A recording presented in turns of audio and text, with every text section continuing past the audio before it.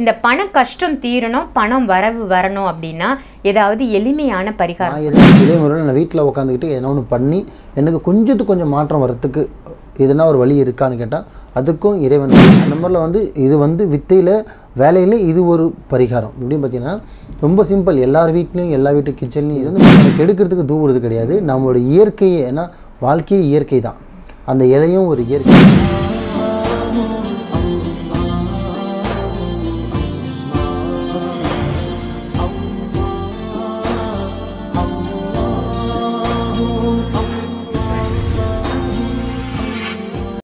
மறுஜென்ம நேயர்கள் அனைவருக்கும் அன்பான வணக்கங்கள். இன்னைக்கு நம்ம மாலிக் பாயை தான் சந்திக்க வந்திருக்கோம். மாலிக் பாயோட ஆஃபீஸ் எங்கே இருக்குது அப்படின்னு பார்த்தீங்கன்னா, புழல் காவாங்கரை சிக்னலில் இருக்கக்கூடிய MM டவர்ஸில் நீங்கள் மாலிக் பாயை தினமுமே சந்திக்கலாம். அப்பாயின்மெண்ட் வாங்கிட்டு வாங்க. வணக்கம் பாய். வணக்கம்மா. பாய், இன்னைக்கான கேள்வி என்னன்னா, இப்போ பணப்பிரச்சனை அப்படிங்கிறது எல்லாருக்குமே இருக்கு.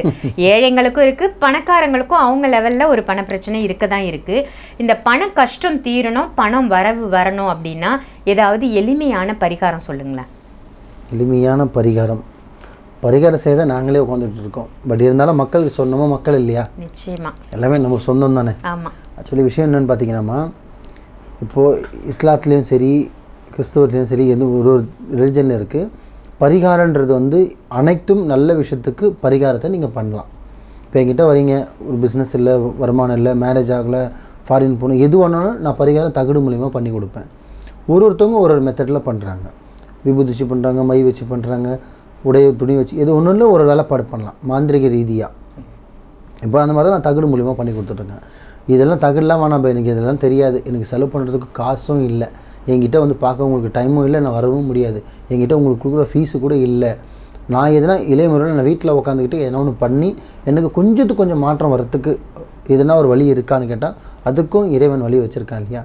அந்த மாதிரில இது வித்தையில் வேலையில் இது ஒரு பரிகாரம். எப்படின்னு பார்த்தீங்கன்னா ரொம்ப சிம்பிள். எல்லார் வீட்லேயும் எல்லா வீட்டு கிச்சன்லேயும் இருக்கும். இல்லாதப்பட்டவங்க இருக்கப்பட்டவங்க கணக்கு கிடையாது. இருக்கப்பட்டவன் தேட போகிற அவசியம் இல்லை, இல்லாதப்பட்டவன் தான் அதை தேடுவான். ஸோ அந்த மாதிரி இருக்கும்போது பார்த்தீங்கன்னா நார்மலாக ரொம்ப விரும்பி சாப்பிட்ற உணவு பிரியாணி. சரிங்களா? ரொம்ப விரும்பி சாப்பிட்றது மக்கள் பிரியாணி. அந்த பிரியாணியில் போடுற ஒரு இலை, அது பேர் தான் பிரியாணி இலைன்னு சொல்லுவாங்க. அது பெண்களுக்கு முக்கியமாக நல்லாவே தெரியும். இந்த விஷயம் இது பெண்களுக்கும் நான் முக்கியமாக சொல்கிறேன். மெயினாக அதுக்கு முன்னாடி நான் சொல்கிறேன், இந்த பரிகாரம் முழு நம்பிக்கையோட, எப்படி முழு நம்பிக்கையோட செய்யணும். முழு நம்பிக்கையாக இது நடக்கணுன்ற இறைவன் மேலே பாரத்தை போட்டு செய்யணும். சும்மா செஞ்சு பார்க்கலாம், இல்லை டெஸ்ட் பண்ணி பார்க்கலாம், டெஸ்டிங் வைக்கலாம்னா அதில் செய்யக்கூடாது. தெரியுதுங்களா? முக்கியமான ஒரு விஷயம். ஏன்னா நார்மலாக சாமி கும்பிடும்போது முழு மனசோட ஆத்மாத்மமாக கும்பிட்னா தான் நம்ம அது வேண்டுறது பலன் கிடைக்கும்வாங்க. அந்த மாதிரி எந்த ஒரு விஷயமும் சரி நம்பிக்கை வச்சாலே நடந்துருமா. மலையே ஏறிடலாம், மலையே குடஞ்சிடலாம். நீங்கள் வைக்கிற நம்பிக்கை தான் நம்மளுக்கு இருக்கிற பெரிய ஆயுதமே. நம்ம AK-47 கத்தியோ துப்பாக்கி இருக்கிற ஆயுதத்தோட பெரிய ஆயுதமே ஒரு மனுஷனுக்கு நம்ம வைக்கிற நம்பிக்கை. காலைல அவங்க லட்சங்கள்லாம் காசே வச்சுருந்தாலும் சரி, காலைல எந்திரிப்போன்ற ஒரு நம்பிக்கை இருக்காக நம்ம காலைல எந்திரிக்கிறோம். ஐயோ நாளைக்கு எந்திரிப்போமா இல்லை தெரிஞ்சால் நீங்கள் வாங்கி வைக்க மாட்டீங்க. ஸோ அந்த நம்பிக்கை தான் ஒரு மனுஷன் மேலே வைக்கிறது.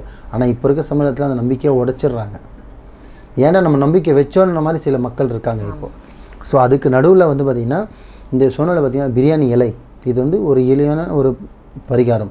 ஒரு பெண் எடுத்து, ஒரு எக்ஸாம்பிள், ஒரு கல்யாணம் ஆகலை ஒரு பெண்ணுக்கோ ஒரு ஆணுக்கோ, இல்லை ஒரு பிஸ்னஸ் இல்லை, ஒரு வேலை இல்லை கடன் அதிகமாக இருக்குது, கடன் தீரணும், நல்ல வேலை கிடைக்கணும், நல்ல ஒரு வரம் வரணும், என்னோடய தொழில் முன்னேற்றம் வரணும், எனக்கு இடம் வச்சுருக்கேன், வீடு கட்டணும், இல்லை ஒரு இடம் வாங்கணும் ட்ரை பண்ணிகிட்ருக்கேன், வெளிநாட்டுக்கு வேலை ட்ரை பண்ணிகிட்ருக்கேன், ஒரு சினிமா, எந்த ஒரு நல்ல விஷயத்துக்கு ஒரு வாழ்க்கையில் முன்னேறத்துக்கு அதை நீங்கள் பயன்படுத்தலாம். ஒரு தனிப்பட்ட மனிதனுக்கு அனைத்தும் நல்ல விஷயத்துக்காகவும் ஒருத்தனை கெடுக்கிறதுக்கு இருக்கக்கூடாது.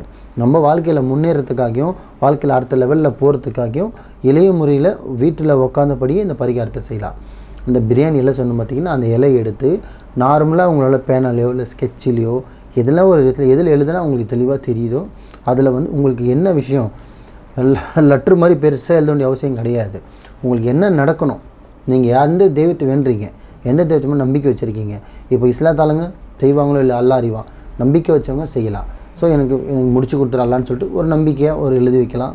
இப்போ ஹிந்துஸில் பார்த்திங்கன்னா நீங்கள் சிவனை வேண்டுறீங்க, விநாயகரை வேண்டுறீங்க, அம்மனை வேண்டுறீங்க, எந்த சாமி வேண்டுறீங்க அந்த சாமி பேர் போட்டு எனக்கு இந்த விஷயம் நடக்கணும், இந்த விஷயம் நடந்துக்கணும், இந்த டேட்டில் நடக்கணும் அப்படின்னு சொல்லிட்டு எழுதி, எந்த ஒரு ரிலீஜன் இருந்தாலும் சரி அதெல்லாம் எழுதி கரெக்டாக அதை என்ன பண்ணணும், ஒரு வெள்ளை பேப்பர்லேயோ இல்லை ஒரு கவர்லேயோ சுத்தமான துணியிலையோ, ஏன்னா அது மடித்தா உடஞ்சிரும், அது மடிக்காமல் சுற்றி என்ன பண்ணணும்னா பூஜை ரூம்லேயோ இல்லை சாமி ரூம்லேயோ இல்லை கபோர்ட்லேயோ இல்லை சுத்தமாக இல்லை பூஜை ரூமும் கிடையாது, சாமி ரூமும் கிடையாது, கபோர்டும் கிடையாது, வீட்டில் ஃபோட்டோவே இல்லையா கூட சுத்தமான இடத்துல, ஏன்னா அது தீட்டெல்லாம் படக்கூடாது, ஆனால் சுத்தமான இடத்துல ஒரு பாதுகாப்பான இடத்துல கரெக்டாக 7 நாளைக்கு அதை வச்சிடணும்.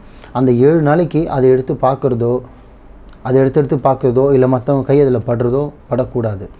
யார் வைக்கிறோமோ திருப்பி அவங்க தான் அதை எடுக்கணும். சரிங்களா? மற்றவங்க எடுத்து பொண்டாடி வச்சுட்டு புருஷன் எடுக்கலாமான்னு கேட்டால் எடுக்கக்கூடாது. ஸோ யார் வைக்கிறோமோ அதை எழுதி வச்சுட்டு கரெக்டாக 7 நாள் கழித்து 8ஆவது நாள் காலையிலையோ எடுத்து அது என்ன பண்ணணும், எரிச்சிடணும். இலையை என்ன பண்ணணும், எரிச்சிடணும். இப்போ என் வீட்டில் தோட்டம் செடி இருக்குது அப்படின்னா எரிச்சிட்டு அந்த தண்ணியை வந்து செடியில் ஊற்றிடலாம். அப்படி இல்லைன்னா அதை எரித்து அந்த பவுடரை வந்து வீட்டு வாசலுக்கு வெளியில் வந்து முச்சந்திலன்னு தூவி விட்டுடலாம். ஒன்று எரிச்சு தண்ணியில் கரைச்சி தண்ணியில் ஊற்றி அதுமாதிரி செடியிலையோ வாசல், ஏன்னா வாசல் ஊற்றினா மிதிச்சிருவாங்க இல்லையா, செடியில் ஊற்றலாம். அப்படி இல்லைனா முச்சந்தியில் வாசலுக்கு வெளியில் வந்துட்டு தூவி விட்டுடலாம். இது வந்து மற்றவனுக்கு கெடுக்கிறதுக்கு தூவுறது கிடையாது, நம்மளோட இயற்கையே. ஏன்னா வாழ்க்கையே இயற்கை தான், அந்த இலையும் ஒரு இயற்கை தான். நான் எழுதுகிற மாந்திரிகமும் ஒரு இயற்கை தான். நீர், நெருப்பு, வானம், பூமி இதுதான் கொடுப்பேன் தவிர மற்றெல்லாம் நான் கொடுக்க மாட்டேன். ஏன்னா இயற்கை தான் வாழ்க்கை மனுஷன் மாற்றும். அந்த மாதிரி இயற்கையான ஒரு விஷயந்தான் இந்த பிரியாணி இலையில் எழுதுகிற பரிகாரம்.